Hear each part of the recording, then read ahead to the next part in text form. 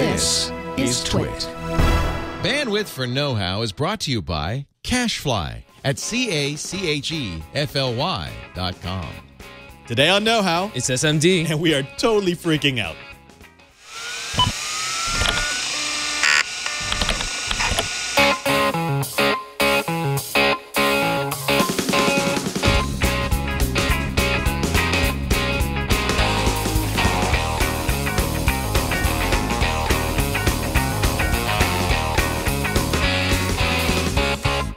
Welcome to Know-How. It's a Twitch show where we build, bend, break, and upgrade. I am Father Robert Balliser. And I'm Brian Burnett. And for the next however many minutes it takes, we're going to open up the soldering iron of knowledge and make everything smell like chicken. That's right. If you smell chicken, you're learning.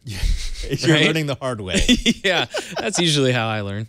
Now, Brian, by now, the audience has noticed that we are not normally here at the Radio Corner. And when we do projects here at the desk, it's because it normally involves soldering or some other fine components. Yes, something that we both like to shame ourselves at. Yes. Because we can both solder. Neither of us can solder well. No, but it just takes practice, right? Yeah. And, and some knowledge. We're going to definitely need some knowledge on this one. Now, this is something that has been asked of us for a while because we've been doing mostly through-hole soldering and wire soldering, which there's an art to it, and you can make it look good.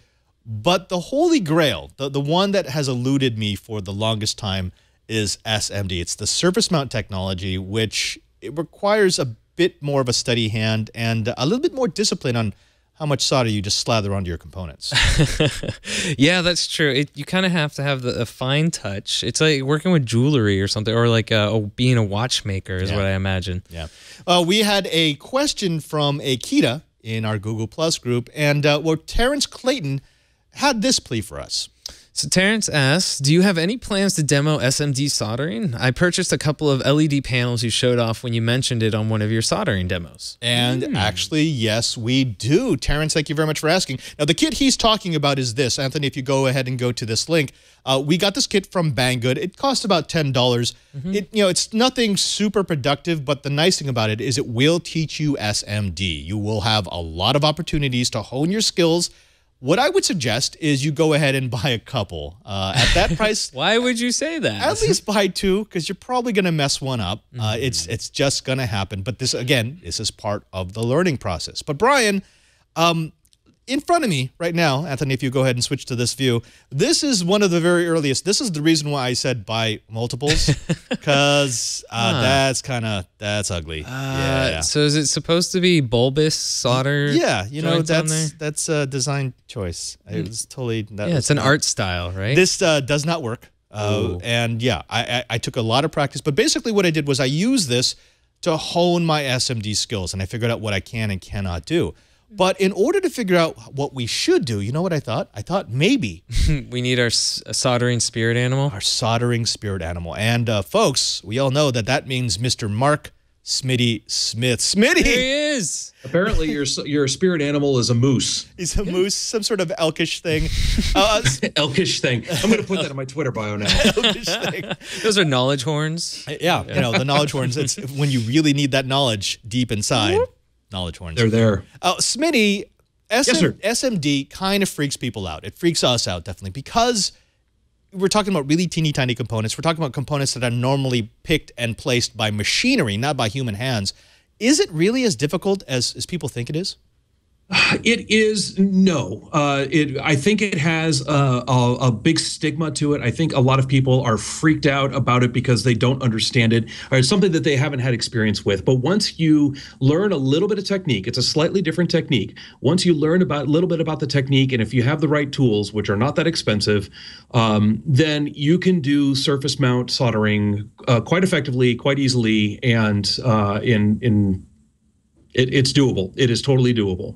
Now, let's talk a little bit about the right tools, because some people think you have to go out and buy a $2,000 Metcal, which would be nice. I'd love to have it. I have one. You've got one. We don't. We've got our little $80, what are these, Zenny soldering stations. They work fine. They actually do have an iron for SMD reflow. We're not going to be using it on this particular time. We just are going to use this. So we're using an iron with a rather fine tip. Actually, if you go to the overhead view, you can see it. It's not super fine, and actually some people do like the flat. I kind of like the pointed tip. What would you suggest for someone who's just starting? I am a wedge tip fan myself, where you have that kind of the flatness there because it allows you to get a better contact. So if this is the pad, I'm going to try to angle my hand so you can see it. So if you're looking down at the board and this is the pad, the kind of the wedge tip allows you to come in and put a whole bunch of surface area. If you have a conical tip, you've only got that small surface area to transfer heat between the iron and the pad. So personally, I like wedge tips. The problem with wedge tips is that they are bigger, they are wider. So you need to get a very small wedge tip to be able to do surface mount. Right. And if you did buy the Zenny because of our recommendation, you received an entire pack of tips. So you can just swap in and out which one you're using. I'm going to stay with my little conical tip just because it makes me feel cool. Yeah, they're good tips. Yeah. I can't argue with it. Also, the other thing you're going to need is a good pair of tweezers. I know it sounds really simple, but no, seriously. I know people who tried to put SMD stuff by like placing it with your fingers. You can't. They will stick to the oil on your fingers. You will never get them into the right placement. You'll be frustrated beyond all belief. So, Anthony, if you take a look at this, what I recommend is getting something that has a little bit of an angle. It actually helps you to place the component without getting in the way of the soldering iron. Now, when we start doing this, what you're going to see is we're kind of tacking. We're going to go down and leave a dollop of solder on all of the pads on one side. And then rather than having to apply solder and the component at the same time, we're going to be able to reflow that solder and just kind of move the component back into it. And then we can tack the other side at our leisure. Smitty, that's the way that you taught me to do it, Smitty. Is that still the best way? Absolutely. If you're not doing it with a stencil and an oven, if you're doing it by hand with an iron and tweezers, that is absolutely the way to do it. Well, let's talk about that. How would I do this with a stencil and oven? So, okay, that's a totally different technique. I don't do that for onesie-twosie boards that I'm assembling. All of my, let's put it this way, I have done a stencil precisely once, and that's because I was making 200 of a particular board. The way the stencil works is you have a board, and you have a very thin piece of stainless steel or Kapton or some other material that has little tiny holes cut in it where all the solder is supposed to go for the different pads on your board. And you lay the stencil on the board and you like squeegee over some solder paste, kind of like a silk screening on a t-shirt, right? Very cool. And then you pull the stencil off and you've got just little tiny pads of solder on the board, and it's just the right amount of solder. And then you can go in and pick and place components and put them into their pads, onto the pads where they go. And then you take the whole thing and you stick it in an oven and it just heats the whole thing up. All the solder kind of melts and the components just kind of go into their little blobs of solder, and you pull it out, let it cool down, and it's done. It's really good for doing bulk. If you've got a lot of boards you need to assemble that are all the same. If you're doing ones and twosies, it is generally more trouble than it's worth, and I still do them by hand. Right. It sounds fun. I'd love to do that because the whole idea of getting everything in one shot is very appealing. But as you mentioned, the setup time, it does take a while because you got to get that stencil right. Overkill for a little DIY project like this. Yeah. But like, for example, you work on the DEF CON Darknet badge. I know you don't pre-solder everything, so it's a kit because it's a learning process. But if you were to do a whole bunch of those, you would use the stencil method? Honestly, if I were to do a whole bunch of those, because we're talking in the thousands at that point, I would pay somebody else to do it. But yes, if I were trying to do that in-house, that would absolutely be a stencil job. Okay, now let me ask about this, because people will buy these Zennies and they'll have this hot air gun. Now, I typically use this for the heat shrink. That's my favorite part. I know I could use this for SMD reflow. How would I use this? So this is digitally controlled. I can force out hot air at the exact temperature that I want. And again, this comes with different tips. But how would I use this on SMD? So it's the same. It's a heat delivery mechanism is all it is. And so you're heating up air and blowing it over a chip or over a component, as opposed to using the iron. The big advantage to the hot air reflow is that you can heat up a whole bunch of pads at once. Those are less useful for the components like you're going to be doing, like the LEDs and the resistors and the components that only have 2 pads. But for chips that have a whole bunch of pads, or when they're in a square, like if you've put it in and it's already kind of soldered in place, but you need to kind of wiggle it around or something, the hot air reflow will let you heat up the entire thing at once and get everything melted, and you can kind of put it in place. You can't do that with an iron. An iron will only heat up maybe 2 or 3 pads if they're right next to each other. Excuse me. But to do an entire chip all at once, you need the hot air reflow. Yeah. Now, if you go back to my my overhead view here, Anthony, I will say one of the reasons why this is dead and it became a test board for me was the fact that I tried doing the hot air reflow. So I tacked one side and I had solder on the other pad. I'm like, oh, I bet I could just melt them all. Well, what happens if you don't aim that thing properly is you melt the other side, and then the components just kind of fly away. Oh no! Not fall off, literally fly away. And they are tiny. So and it's probably that's one of the reasons why I don't do hot air reflow on a 2-pin device, because you will melt both sides and then there's nothing holding it on the board and it just goes. Okay. And I'm guessing you probably don't want to do this over a carpet or like So but I did, and my carpet now has multiple SMD LEDs. They'll be there until I die forever. Yeah. Now, actually, if you look on the other side here, Anthony, so I would not use reflow on any of these. These are all resistors. That's resistors. Those are capacitors. But this one, this is what Smitty was talking about. If I was placing my IC, and let's say I tacked that side and that side, so the top two corners, that IC is not going to go anywhere. And then I could just use the hot air gun to reflow the solder I had on these pads, and the pins would just kind of sink into the solder. That's probably one of my favorite parts of the SMD process, when you kind of just see it just tack in really quickly. You kind of get to I want to correct you very briefly. The reflow, or excuse me, the hot air rework iron is generally, it's called rework because you don't generally use it to put a component in the first time. You use it to take a component out, or if it's but it's kind of jagged or whatever, and you've got a whole bunch of solder in there, you use it to heat up things that have already been soldered on that you need to rework. Well, that would explain why it was really good at removing all those LEDs.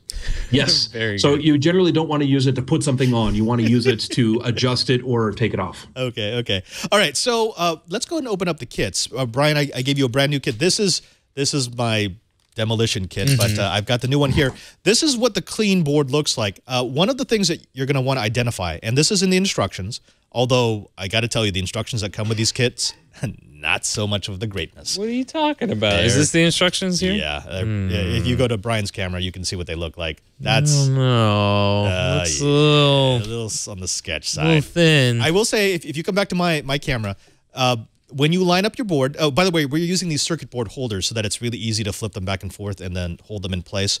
Where the printing is, I use that as the bottom of the board, and the negative is on the right side, and the positive is on the left side. It doesn't really tell you that, just know that that's true.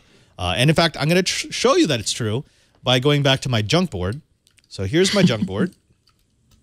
And I'm going to use my wonderful Zenny power supply, variable power supply. I'm going to push about 1.5 volts. And I should be able to light up at least a few of these. Got to find the ones that are not red. Blown out yet. And it's kind of sad, but it's true. Hold on. There we go. Oh, bumping up the voltage. There we go. So this is the negative side, and that's the positive side. Some of these still work. Also, something else, and this is another reason why this one doesn't work. You have to put all of the same color LEDs in one row. That makes sense. I mixed them before I read the part of the instructions that said, do not mix them. And it worked really well once. Oh. For about 3 seconds. See, even if it worked, I feel like it would be really hard to read for its intended purpose. It was going to look cool, Brian. It was going to start off at red, and then, or it was going to start off at blue, then go to green, then go to red. I see. So like you're hitting a limiter or something like that. Right. But what my brain did not realize or did not remember at 3 o'clock in the morning was Smitty, and you can tell us about this. LEDs don't use the same voltage. It's different colors use different voltages. Well, they have different forward voltages is what it's called. And so the way an LED works is that it has a fixed forward voltage. And when you go above that forward voltage, it'll start passing current. But like a wire, it has very little internal resistance. So if you give it a lot of voltage above its forward voltage, it will pass a heck of a lot of current. And so typically you have to put a resistor, so you have the LED here and you put a resistor in series with it, and that resistor across the whole voltage will set the amount of current that goes through there. You need to choose your overall voltage correctly based on the forward voltage of the diode and how much current you want to go through the diode based, you set the resistor to set that value, and all of that works out beautifully. If you have a different forward voltage on your LED, then you need to have a different value of resistor to set the amount of current to go through. And that's what I did, except I did it with blue smoke. And so I released the blue smoke, and that limited the current. Current will go through. Yeah, that's true. It was no It's a more fail-safe. No more current. The blue smoke, it did its job. That's so sad. I did abuse this board, and that's the reason why I kept it. I didn't keep it just as a demonstration. I kept it to show what happens when I do a bad job. This is a soldier down. That's good to know. So if I mess up, it's there's natural. no shame in messing up. There's a reason why I bought 5 of these total. Good. We call them learning experiences. Yes, and thankfully it's a cheap learning experience. I may have done something similar to a $600 kit. Oh. Good decisions come from experience. Experience comes from bad decisions. Yes, they do. All right, let's go through the components. So you're going to get several strips of SMD LEDs. So this is red. The one that was in here is blue, and this one is green. Now, Smitty, why is it that these come in this weird packaging? So it looks as if they've been sealed into these little plastic, almost like bracelets. What's the deal with that? So that is called a tape, and the whole point of it, you'll notice that there's a hole in the plastic that kind of is.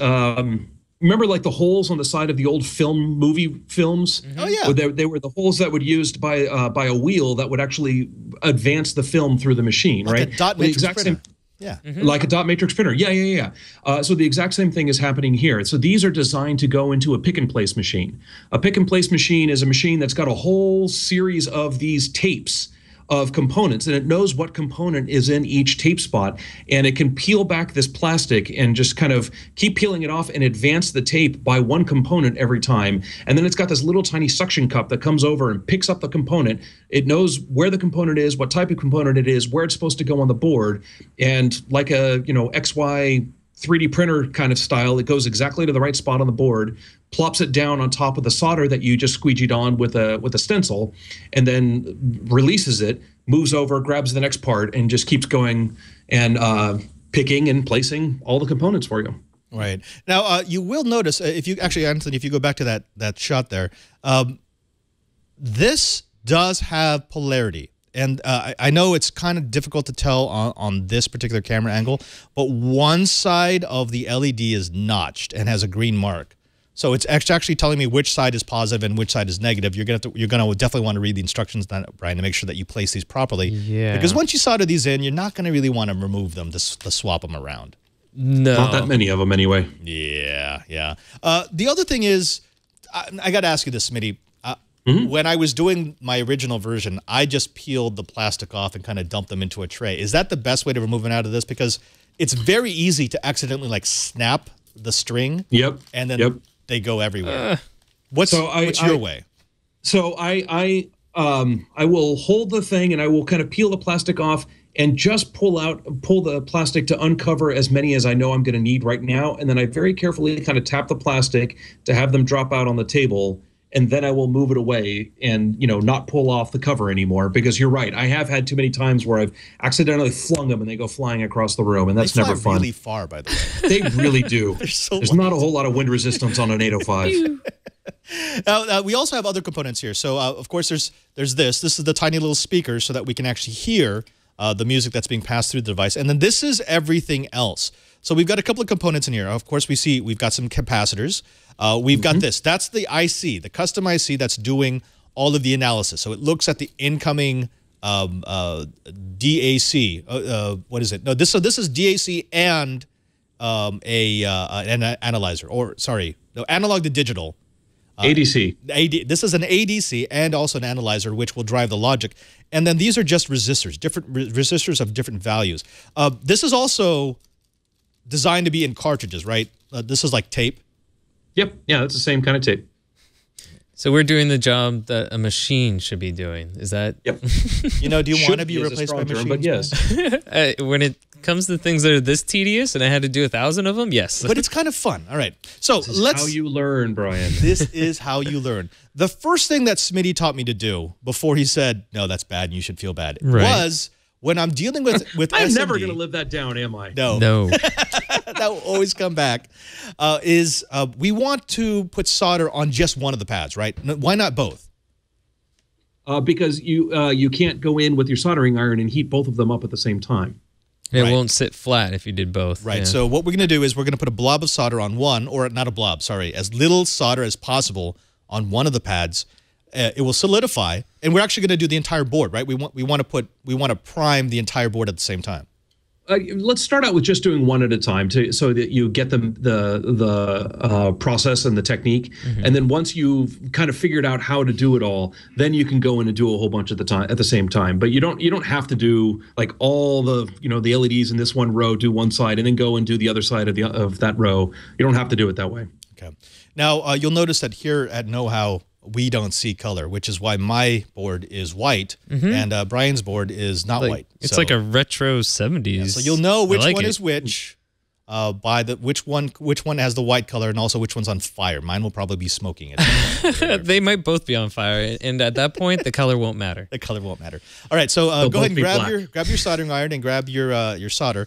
Smitty, which side should we place it on? So we've got a left pad and a right pad. Is there one that's better?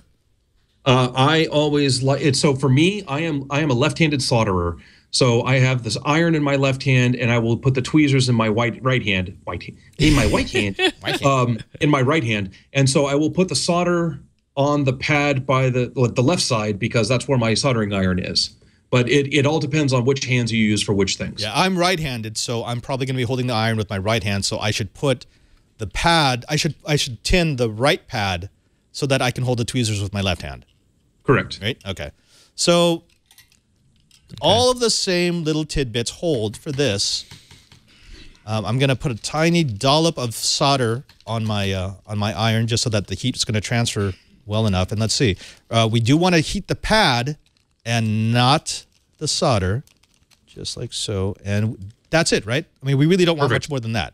Nope, that is exactly right. In fact, what I did on the first one, which is why it was so messy, I put such a big dollop of solder on the first one, I just kept touching that and going down the line.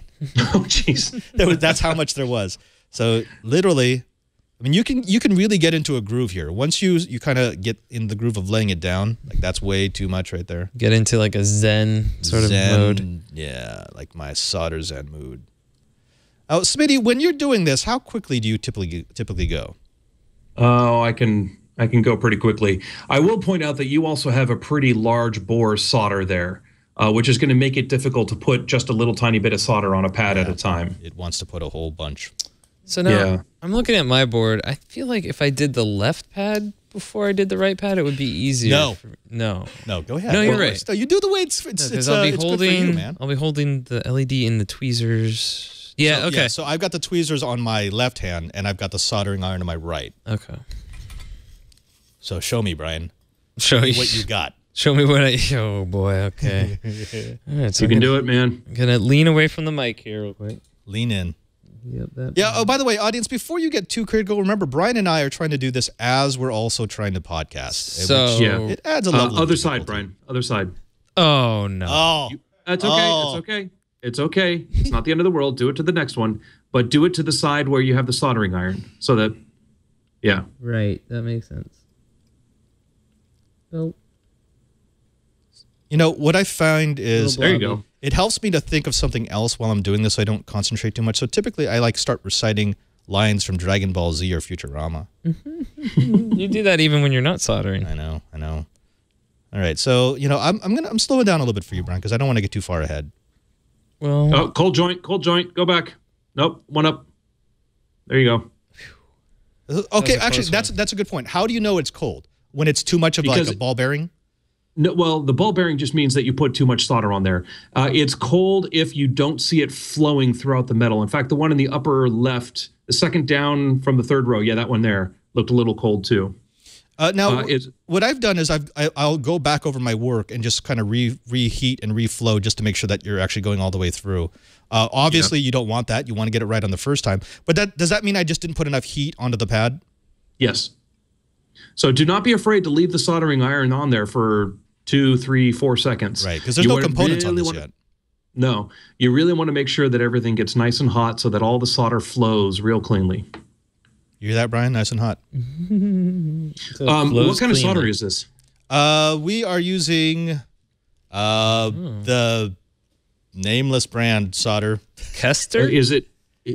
Kester is not nameless brand. The Kester is good stuff. Yeah, that's what we're using. Is it leaded solder or lead free? It tastes real good, so it's probably got lead. It's probably got lead in it. Yeah, it's a 60% tin, 40% lead. Okay, so you have leaded solder, which means that your European listeners are going to be shaking their fists at you going, you're killing the environment, but it's going to solder a heck of a lot easier. And really, that's what matters. I mean, I love the environment, but I really, really hate cold solder joints. Yeah. Burke keeps trying to give me his tools. He just gave me a solder pult. Are we angering you, Burke? Burke's watching us in the back room going, these guys don't know anything. He wants to come over. He's backseat soldering right now. Padre, do a little bit less solder on each of those. They still look a little bulbous. Okay. Well, I'll just do this. I'll take away some of the solder. So I'm going to hand you my board, Padre, so you can show Smitty and he can tell me if I'm putting too much solder on mine. Because I think with my camera, it's too far away. Okay. So this is Brian. What do you think, Smitty? Actually, it looks really good. Shut up, Brian. That's the whole reason why I wanted Padre to show it off. That was planned. I don't care. I'm not listening to you guys anymore. Yeah, well, we'll see what the end product is. I'll send you the invoice for the payoff on that one, Brian. I'll send you the invoice a little later. Okay, yeah. So I put a lot of solder. I gave Brian the really fine solder. Oh, that must be it. That actually does help. I like mocking Padre every chance I get, but no, that one actually is legit.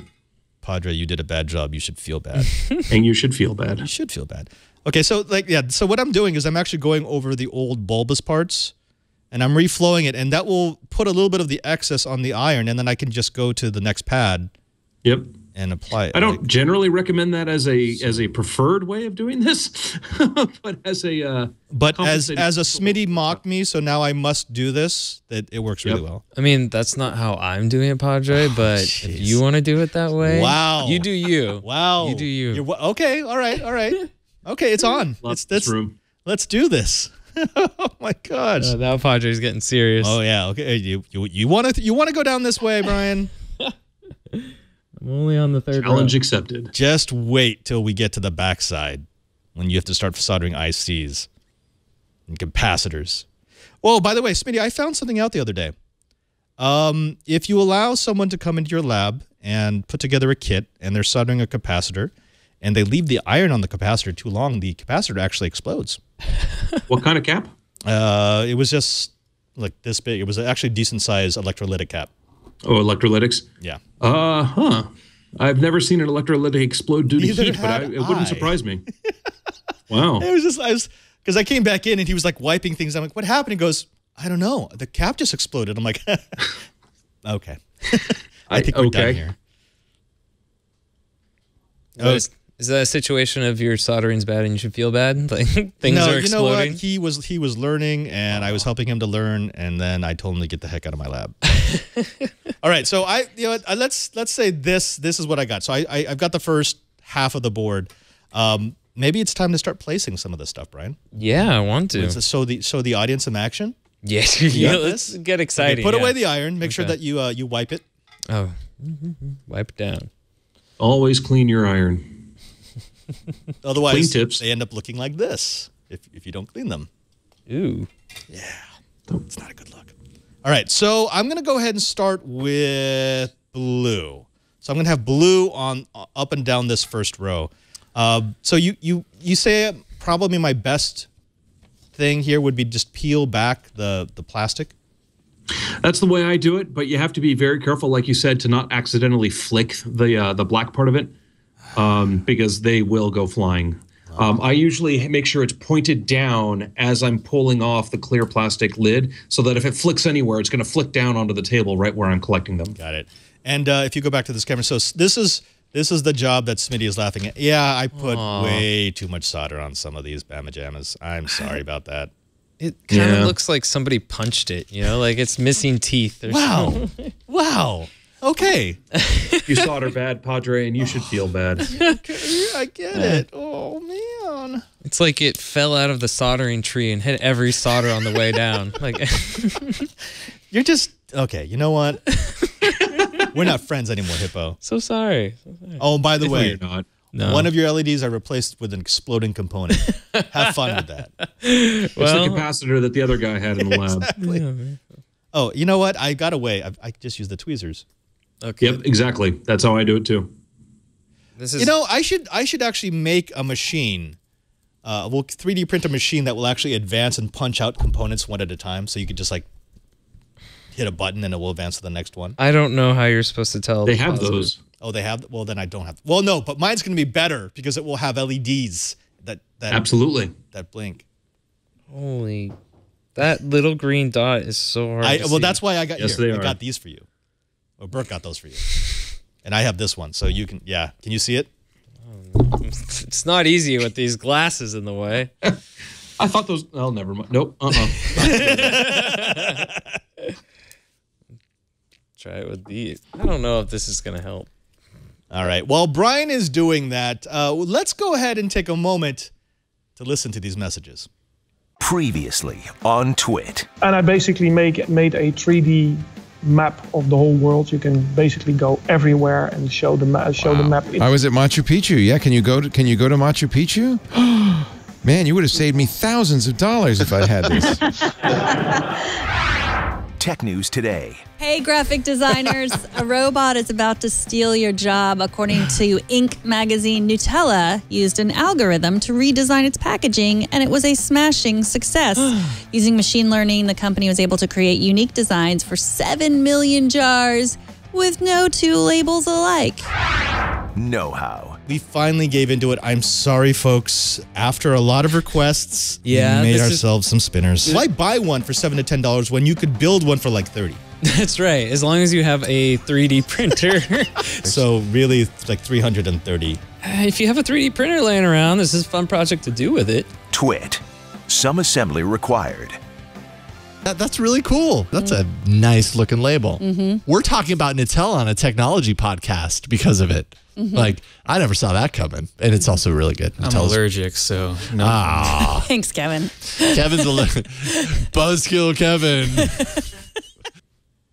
And we are back. Okay, so I've got my little starter lead here. So Anthony, if you go over to my overhead, I'm going to follow your instructions. I'm turning it down. So if these do go flying, they're going to fly into the mat rather than into my hair and the carpet behind me. So let's see if this works. Here we go. Oh, yeah, look at that. What? Oh. Now you've done it. Oh. Okay, so I lost a few. That's okay. I'm sure they gave me spares. It looks like dandruff. Sure they did. They did not. Just actually, there's like 2 spares. So you can lose maybe 1 before you're in trouble. Okay, and there we go. All right, so those are all my blue components. It's okay, Bert. You don't have to refocus it. I'm going to be moving these over here. And I know you can't see it, but let's see if I can get it with this. So yeah, wow. One of those sides is notched, and the notched gives me the negative side. Like, rather than releasing all the LEDs at once, would it be easier to just like cut it with scissors and do a few at a time? You know, you could try doing that. What I do not recommend cutting them with scissors because then you have to restart the tape every time. Okay. The way I do it is if I've got like a big roll of components, I will do what Padre just did, but only pull out the number of components that I need. And then you've got like, this kind of coil of clear plastic and this coil of black on the other side. And then what I'll do is I'll cut off the excess, but I'll leave like 2 or 3 components worth of, kind of unconnected parts so that it's easy enough to grab that plastic and pull it out. Okay. He just told you no. I just want to know. I'm asking questions. Oh, dang it. That's the other thing. These are really small, so when you're grabbing them with tweezers, do not put too much force because they just squirt away. All right. I don't see. You took the cool goggles, so you go ahead and use those. I don't know which side is which here. Good luck. I think the green side is negative, right? I think that's the point. The marked side is usually the cathode, which is negative, so yes. Okay, so this is backwards. So let's turn this around. The green pole line. Wow, I actually managed to turn it to 180 degrees. That was 360 degrees. That was awesome. Okay, good. Okay, so I've got my green side in the right spot. Oh, look, you can actually see that on the camera. So there's the little tint of green. So green on the right? Green on the right. And remember, we know that negative is on the right, ground is on the right, and the hot side is on the left. Okay. So Smitty. Yes?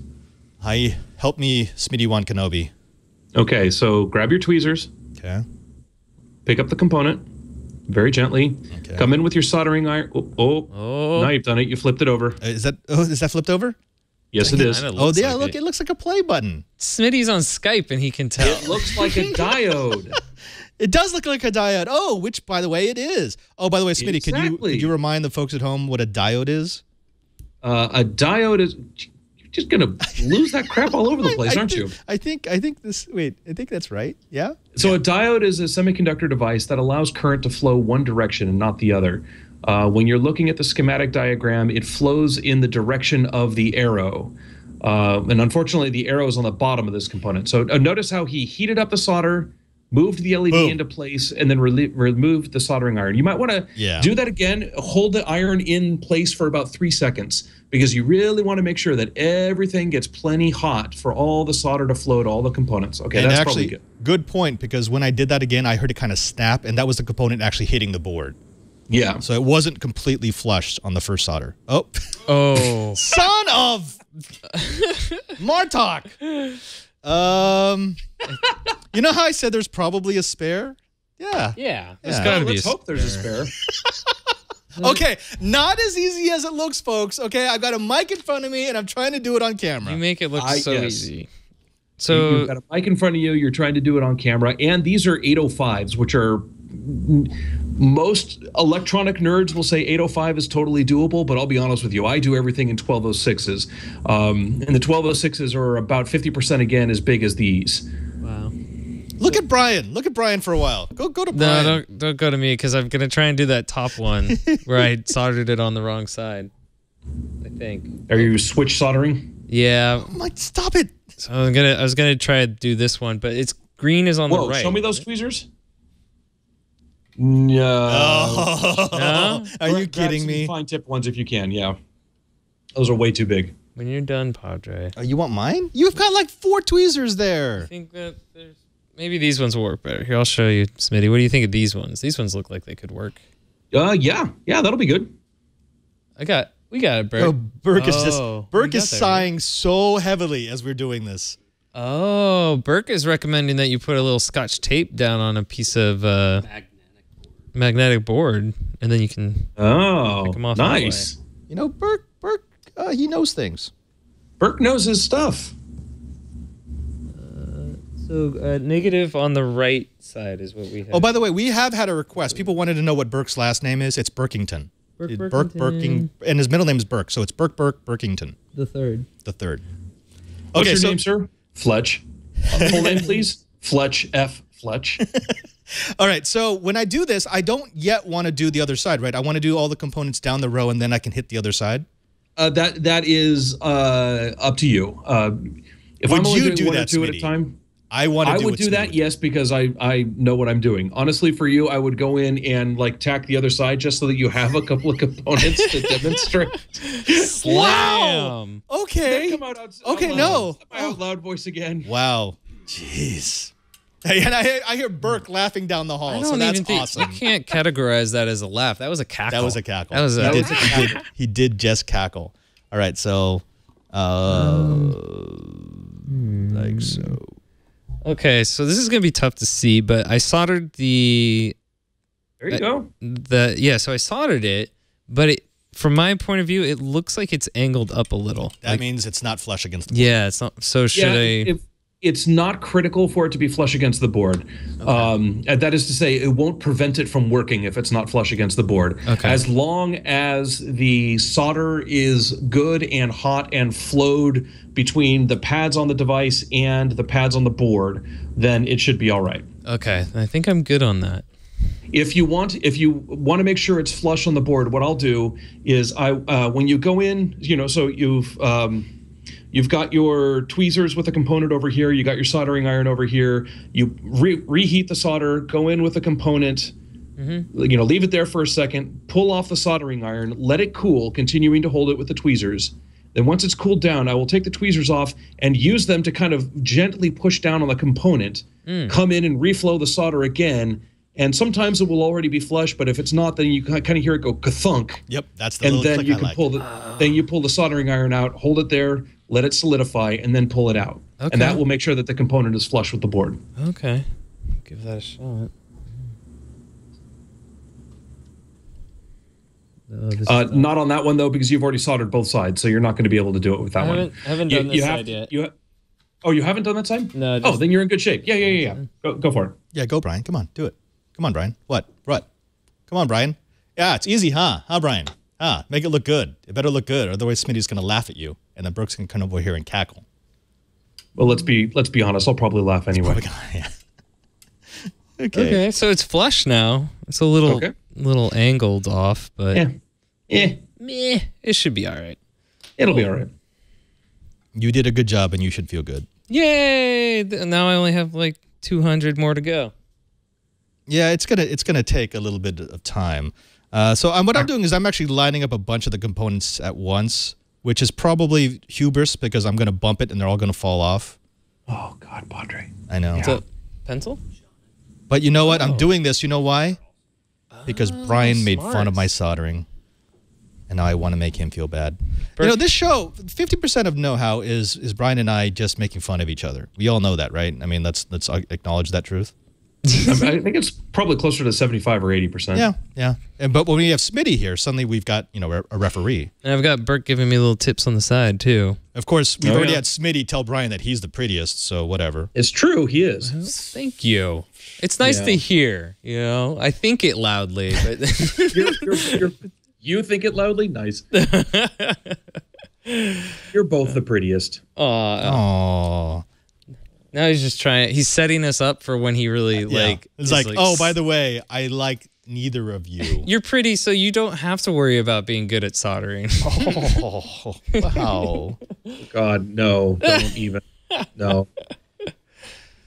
No, this is fun. I'm enjoying this. I'm having a great time. I'm totally not nervous about losing all of these LEDs. So I am impressed that you guys started with a kit that is this large, because that is a lot of components. Impressed is another word for wow. It also might just be, you can say it, Smitty. You guys are really stupid for starting with a kit this large. I was going to say ambitious, but yeah. Everything we do on Know How. You know what, Smitty? I guarantee I will be done with this before the end of the episode. Wow. That's going to be a long episode. No, because when we go to the pre-record, I'm going to zoom solder. You don't realize how fast I could go once the camera's not on me. Oh, that's true. Which is total BS, by the way. We'll find out, won't we? We're gonna find out in just a bit. All right, it's going to be like the cooking show. It's like, well, I just happen to have one of these roasts in the oven right now that's ready to come out. Yeah, that's the secret to any DIY. Now, Smitty, what are some other little secrets that you can give to people who are just trying to do SMD? Because this could be incredibly frustrating. I mean, we're having fun here because we're making fun of ourselves, but I mean, I have sat and tried to do SMD by myself, and losing a component or having a component snap off, or just getting bleary-eyed because you're staring through a magnifying glass can just wear on you. So start out, if you're just getting started out, try and find kits, or if you're designing your own kit, get a kit that uses a relatively large component. 1206s are a kind of the larger end of the common size of components. By the way, the number is the 1206. The 12 is, I think, 120 thousandths of an inch in one dimension and 60 thousandths of an inch in the other direction. So small. So I think that's how that works out. But yeah, 1206s are a heck of a lot bigger than what you've got right there. I think. I actually honestly don't know what size those are, but they look awfully small. These are pretty small. In fact, my eyesight is not as good as Brian's because I'm an old person. Right. So, wait, have you seen my glasses? I hope I'm soldering these in the right place. Yeah. So yeah, if you're just getting started, again, the tips are use a fine tip soldering iron, use a fine tips tweezers. If you can get a small diameter solder, that is very helpful as well. That really would have helped. In the U.S., leaded solder is available still and is going to be a lot easier to use. Oh, by the way, our international viewers, I'm willing to send you some lead. Just don't ask, don't tell, right? Actually, I'm pretty sure it wouldn't make it through customs. Dude, I think they actually clean checked that. off that tip, man. Okay, yeah, it's bad. Keep your tip clean. Come on. I'm just looking at a giant blob waiting for it to fall. You have a better view of it than I do because you can see through the telephoto lens. I can't see jack. I'm like soldering blind. That's probably true. What other tips? Don't be afraid to keep the soldering iron on a pad to let things flow. You know, you don't want to go for more than like 5 or 10 seconds, right? But don't think you have to like go in and get back out really quickly, right? Keep it in there long enough to let the solder flow to things. That is, cold solder joints are the mistake I see most often, right? Too much solder can be dealt with, not enough solder can be dealt with. Cold solder joints are really the death of any assembled electronic. You just have to be careful of not putting the iron on the component itself, right? Like burning out the LED. Not on the non-metallic parts of it, yes. Yeah. Okay, so what I'm going to do is I can touch the pad, and I'm putting 2.7 volts through the pad, because these are blue LEDs, they should light. Light, light, light, light, light, light, light. Okay, so that's good. That part's good, right? Yeah. Okay, I think. That third one from the top looks kind of pointy. I can't tell. It does it? Is it? Hold on. Put your finger on my it. gosh. Oh, wow. That's that's at an angle. Holy wow. Okay. That's brilliant. Yeah, that's like vampire teeth. You're a bad solderer and you should feel bad. Okay. Yeah, wow, that was actually pretty bad. But you're still pretty, don't worry. That was impressive. I mean, that was impressive in its incompetence. And because I have both sides, it's not going to be as easy to fix. Yep. That's good job. Good job, me. Well done. Can I pass mine over to you and get a close look at it? On the you just want Smitty to say yours is better. Well, so the top one I've soldered both sides, but then the 3 down below I've only done one side. And I'm fairly certain that the negative side is on the right. Actually, that looks kind of good, Brian. Okay, you know what? I'm with Smitty. You're better at this than I am. Well, I think what Brian is doing a better job of not putting too much solder on. Right? It's a better job. Well, you do have that really thick solder over there, I guess. Well, you know. Just saying. Girthy solder over there. Oh my god. Okay. Sorry, we're so immature. Hey, so Smitty, we got a special treat for you because you know, we were talking about doing this by hand. Although these components were designed to be put into cartridges, what if I told you that it was possible to get a pick and pull machine for like 1/10 of what it used to cost? A pick and place machine? Pick and place, pick and pull, yeah. Because when I think of pick and pull, I think of like trying to get engine parts out of the junkyard. Okay, you can get a pick and place for 1/10 of the former industrial cost. What do you have in mind? Oh, I don't know. Maybe something like this. Boop. This is where the pre-record goes in. The chip setter.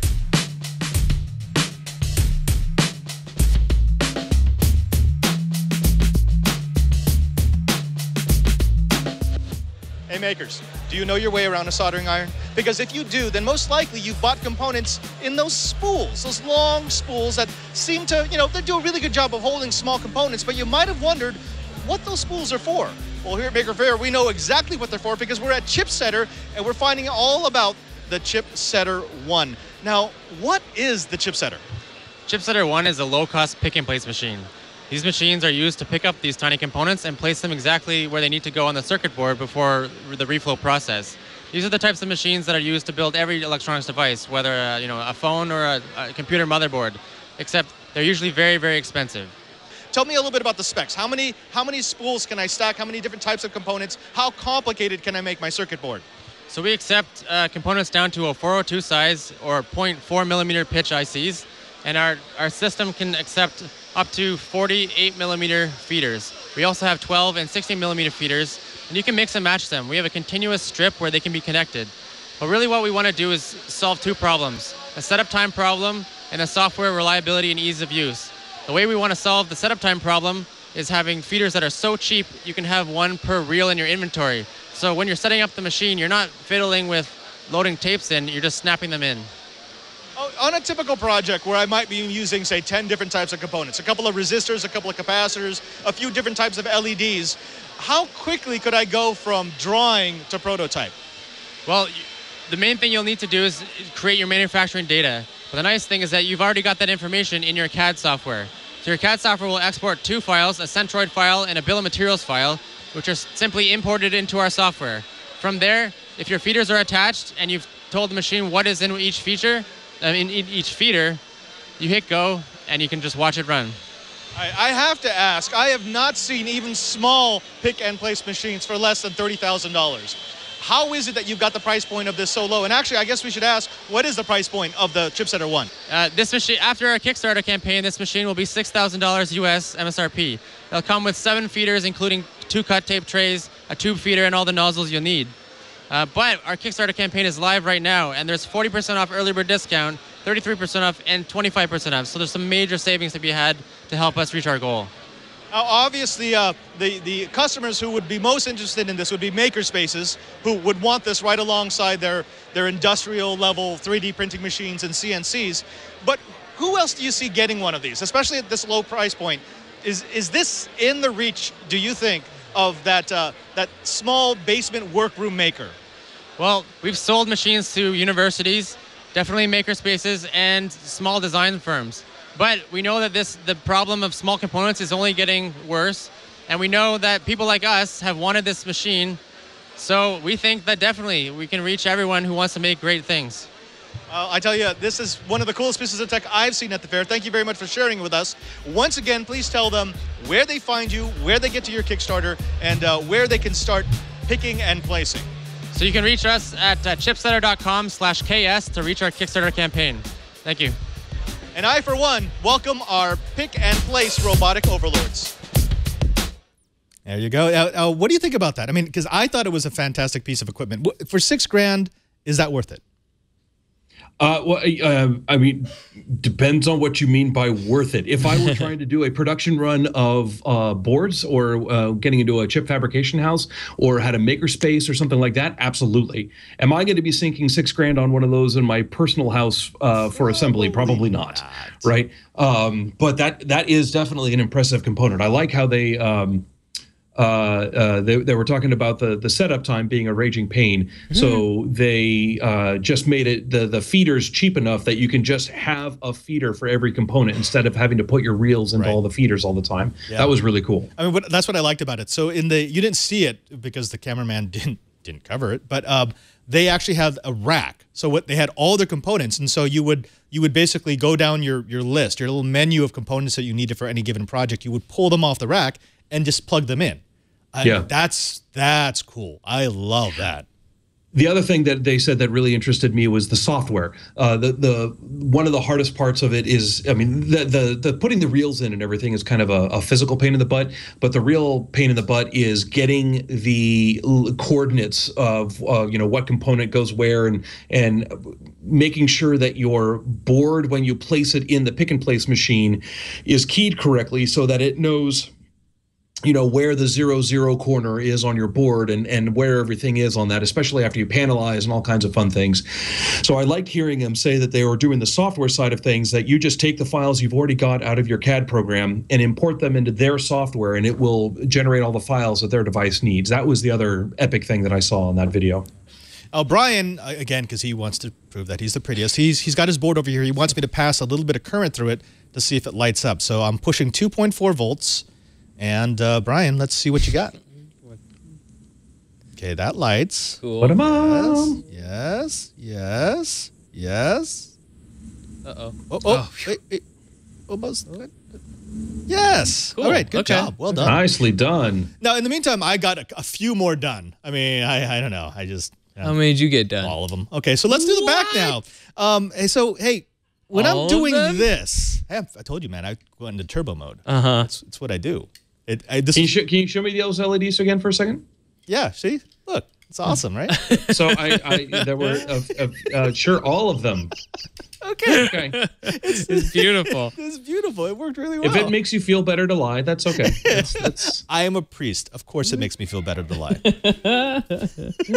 All right, so I think the most complicated component now is going to be the IC, because everything else, from the caps to the resistors, they're just the standard two soldering position, right?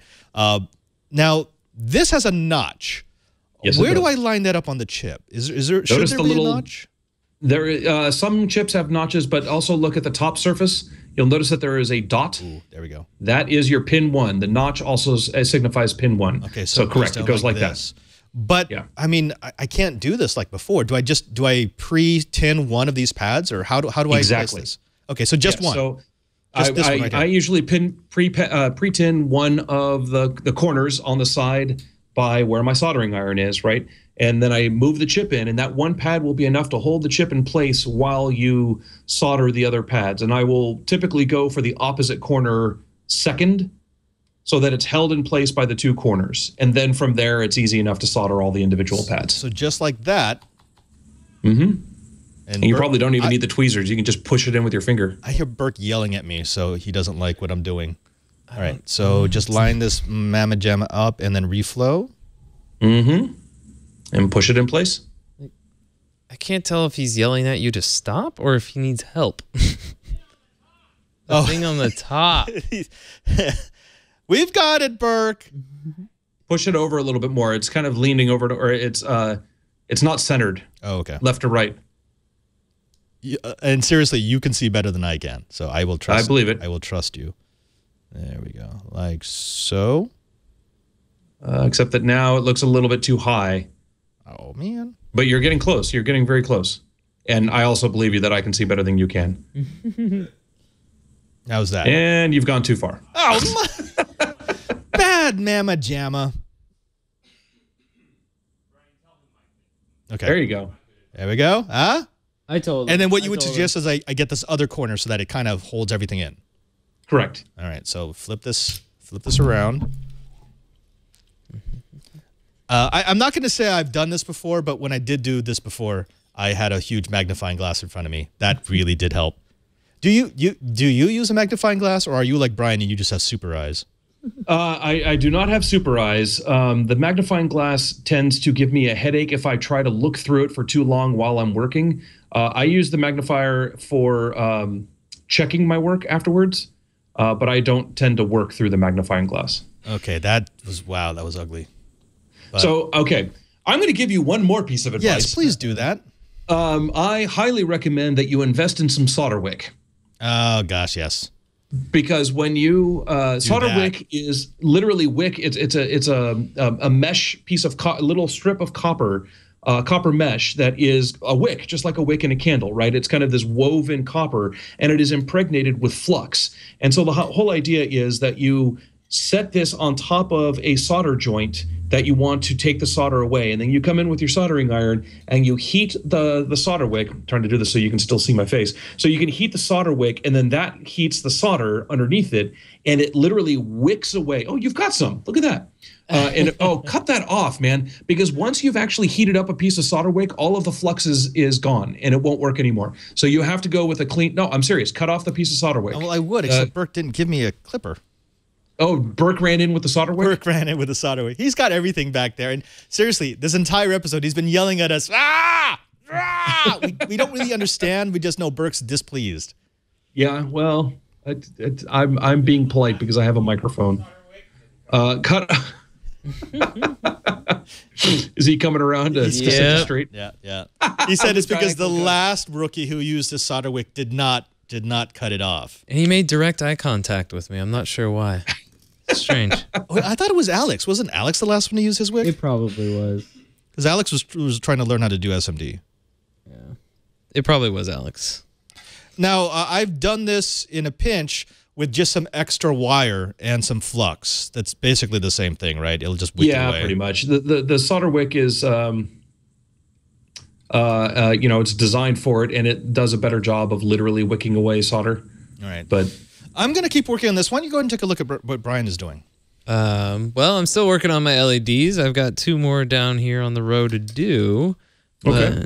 But, those are looking pretty good. Yeah, I think they're coming along pretty well. I don't know. One thing that I did notice that it's been a lot easier for me, obviously, as I'm getting more used to going down the row, but to like hold down the component with the tweezers just a touch and then lightly touch the solder and get it to lay flat now. So they're getting better as I go. Yeah.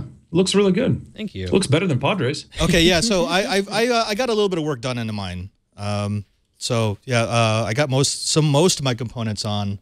Because I didn't have the camera on me, so I was able. Yeah, wow, you're really quick when you're trying. Exactly. So I got the ICs placed. I got all the resistors placed. This connector, actually, hang on. Who's TDing? Can you zoom in on that chip for me, please? Enhance, zoom, enhance. Oh wow, what, dude? That is what we call a cold solder joint. Which one? All of them. Oh. Look at that entire side. Those are not even like in the solder. No, they totally are. They're happy. They're totally happy. They are. Don't worry, Padre. Your tears will help them stay together. My tears make Smitty laugh. That's what my tears do. Yeah, they're holy tears, and you kind of dribble them on the pads. I mean, it'll work. We can check. We can see. What we'll do is we'll go ahead and give power to this thing and see how it goes. Oh, hey, see? I mean, right? Ah. That's what we call lucky. You have no idea. That's a professional term. Now, one of the things that I did just now when I put all these components together was I actually left the speaker off because that thing is annoying. That is a horrible sounding speaker. So just don't even put that in the kit. Oh, actually, look, I do have a cold solder joint right there. That one's not lighting. Look at that one. Oh no! Well, fix it because you did it so fast. I know. Rushing. Well, I'm not used to soldering so quickly, Smitty. Show us how you fix it, Padre. It's that one right there. So all I got to do is reflow, correct? Maybe. Depends on what the problem is, but yeah. Oh god! I almost just shot one of the LEDs across the mat. Oh my gosh! Okay, I just made it worse. Well, I'm actually impressed that it was able to move with only heating up one side. That means that the other side. Hey! Yes, we all see it, Smitty. Thanks. Yeah, no, I was actually kind of impressed too. I'm like, that shouldn't be moving. So, in other words, it was only making contact because it was held in tension. Yeah. All right. Yeah, that was bad. So what we need to do is we need to schedule a time for me to come up to Petaluma and do this in person with you guys. Because doing it over Skype is it's not fun. We want our Smitty. Well, I would love to be your Smitty in person where you can actually punch me because let's be honest, some of my comments justify it. No, Smitty, I mean I have a very realistic view of my skills and I understand my stuff is busted. Actually, no. What I'd like is if you're here in person, we could do like a solder off and see how much faster and better Smitty does. No, let's not do that. That would be embarrassing. Seriously, I've seen Smitty. I've been in the hardware hacking village for years, and I've seen what he can do. I mean, I aspire to be half as good as he is. I just lost one of my headphones. It's because of the priestly curse. It's back. Oh. Okay, you know what's a good way to fix this? What if you just take the component off entirely and have it stick to the tweezers? That's a good option. I'm a fan of that option. That worked. And Burke is still yelling at me. Shut up, Burke! Padre, stop. Yeah. Get the solder wick. Oh yeah. Take the solder off at least one of those two pads. Good call. I think that's what Burke was yelling at me. And don't use just the tip of the wick because lift it up. There we go. And leave it on there for a good 5 seconds. Yeah, I can actually feel when it starts actually, sinking down into the solder puddle. And leave it there for a good 5 seconds after it's sunk into the solder puddle. There you go. And that actually might be the right amount of solder. That is the right amount of solder, yes. So removing all that excess stuff just got me back to neutral. Yes. Okay, yes. That was well done, Padre. Good done. You know what you should not do? You should not just fling the little LED lights everywhere. Well, it depends on what you're going for, really. Is that an LED light or is that just some debris from the mat? I can't tell. I think that's an LED. I think it's an LED. Okay, but which side is... Oh, of course it's backwards because it would be too easy if I had it the right side up. All right, here we go. Oh, there's got to be a better way to do this, Smitty. Seriously, this is a pain in my tuchus. This is fun. Okay. So, again, you've got cameras on you. You've got, like, a big microphone in front of you. You've got too large of a solder. I want you to be careful with the bemoaning it too much, because yeah, it can be challenging, and yeah, it's a different technique, but there's already a large stigma about surface mount soldering that makes a lot of people not even want to try. And I want to be careful that we don't go too far down that path, right? Yeah. It is doable, and it does take some time, and it does take some skill. That is, it's a different skill set than through-hole soldering, but it is still totally doable. I'm enjoying myself. I lost I couldn't find which component it was. Oh, got it. Can I do this with power still applied? I should probably not do that, right? Burke is dying right now. Oh man, I lost it again. Which one is it? Wait, okay, that one. All right, there. Do you want to use a little pencil to mark it off? No, I don't need it. My memory is perfect. You said the component's probably... The component is not dead. The component works. You know how I know it works? Because oh, wait. You sure it's Burking? I think I put it backwards, actually. I may have put it backwards. Okay, well, I didn't want that one. Okay, so it was just cold. It did not separate from the pad. So this is hey, look at that. Huh? That's snaz. That's totally snaz. And yes, my IC is barely held on there by hopes and dreams, but it is enough to give me functionality. And so, Brian, how are you doing? I mean, it took me that long. I know. I'm really impressed at how fast you're able to get yours working, because I haven't even completed my second row yet. Yeah, I mean, because it's totally not like I actually had 3 different boards for the different phases of this project. I would never. No. I would never do that. That'd be cheating. Through the magic of internet. Oh, Smitty, it's been a pleasure. Is there any last bits of wisdom that you'd like to give to our audience about any of these things? Because, I mean, it's not just about SMD. It's about using these kits to figure out what they're going to do when they move past the kits. Because the kits are fun, but when you actually start designing your own projects, that's when it really becomes interesting. Yeah. Let's see here.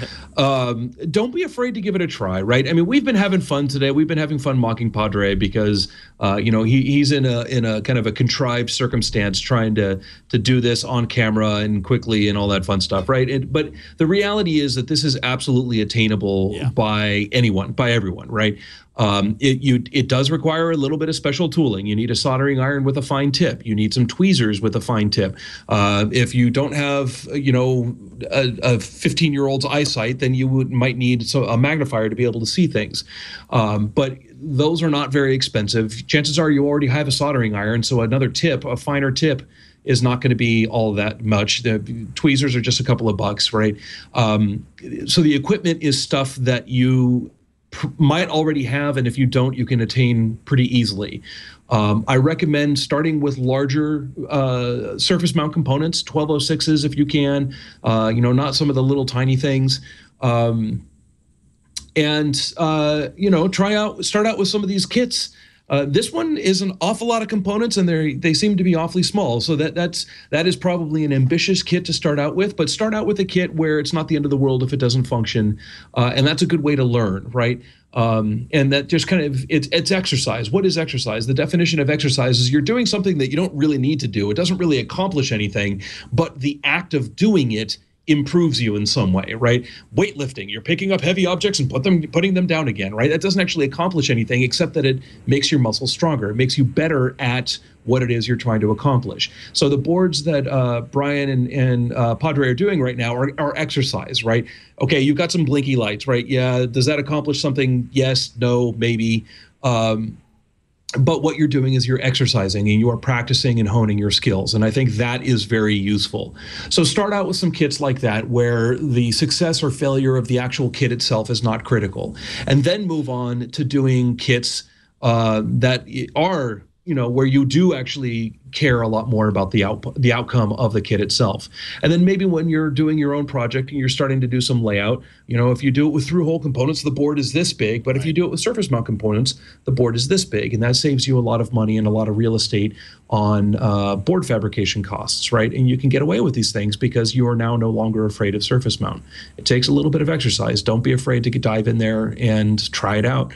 And you might surprise yourself. It's good stuff. And I will say this. I'm going to put a link into the show notes. There is another kit that's like this, but it uses much larger components. In fact, all the LEDs are on blocks. So rather than having to install each and every single LED, you install the block. That's probably a good way to go by it. It has all the same stuff on the back, so you still will learn SMD. But, you know, I think there are very few things that are more disheartening than attempting a kit like this and then failing miserably and then not ever trying it again. So perhaps, I think you're right. Try something a little less ambitious just so you can get a success. Because once you get a success, success breeds success. You're going to want to do the next one and the next one and the next one. And before you know it, you're creating your own stuff and you have a pick-and-place machine in your home lab. Oh, balls. Oh, did you lose one on the carpet? I was just about to say, like, you know, it really wasn't that bad, Padre. Just be patient, take your time. And then I just shot one off onto the floor. You're never going to find that. You know that, right? No, I'll find it. No, it's gone. You can just pull one off of one of your other boards that you've, the ones that don't work. Desolder it from this one. Which, by the way, your placement of the IC is so much better than mine, and mine works, but I don't know how it's actually working because yes, I am impressed with that. How those all contact. They're just like on the surface of the bubble. You know, here's the solder pad, and it's just like kind of laying on top of it. It's like the magical IC unicorn. No, it's gone. It's totally gone. Yeah. There's too many things on the floor that look like it. Folks, we want to thank you for joining us for this special edition of Let's Solder of Know-How. And that means we also thank Smitty. Smitty, it is always great to have you on. Please tell us where people can find you. You actually do your own thing now. I do my own thing. I actually have something to plug this time. So I am Smitty Halibut on Twitter. It's usually the best place to find me in to tell me what's going on with you. SmittyHalibut. Come hit me up there. Tell me what you guys are working on. Tell me, because I get it charged up by seeing what you are doing, right? I love hearing what other people are working on. But I also have a YouTube channel where if you are interested in seeing seeing the process of laying out a circuit and laying out a circuit board and that kind of stuff, I live stream the work on projects that I'm working on. And so they tend to be rather long. They are unedited. And so, you know, I admit it's not for everyone, but if you are interested in the process and seeing how that kind of stuff works, search for Smitty Halibut on YouTube. I'm there and I've got a bunch of videos. They're in playlists based on the project itself, so you can kind of see from the very beginning of one project all the way through to the end. If you're curious but not sure you want to dive into something, I recommend starting out with the wall clock stream, the playlist. The wall clock I did it in a single 2-hour episode from a blank canvas describing the project all the way through to a ordered board. And it's kind of a good self-contained standalone project that you can watch in a relatively short amount of time.